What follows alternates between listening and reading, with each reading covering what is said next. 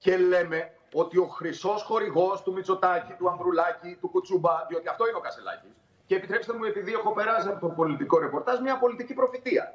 Το έχω πει εδώ και καιρό. Ο Κασελάκης θα ξεκαθαρίσει τον ΣΥΡΙΖΑ από τους κλασικούς μαρξιστές, θα στηρίξει τον Μητσοτάκη στα δύσκολα και τα δύσκολα θα έρθουν σε εθνικά ζητήματα και μετά θα ανοίξει το δρόμο για να επιστρέψει ο Τσίπρας. Είτε με καινούριο κόμμα, είτε με άλλον τρόπο. Άρα τι είναι, ένας λαγός, δηλαδή θεωρείς ότι όπως έχουμε στους δρόμους μεγάλων αποστάσεων, ένας λαγός είναι μεσαίων αποστάσεων. Λαγός είναι ο Κασελάκης δηλαδή.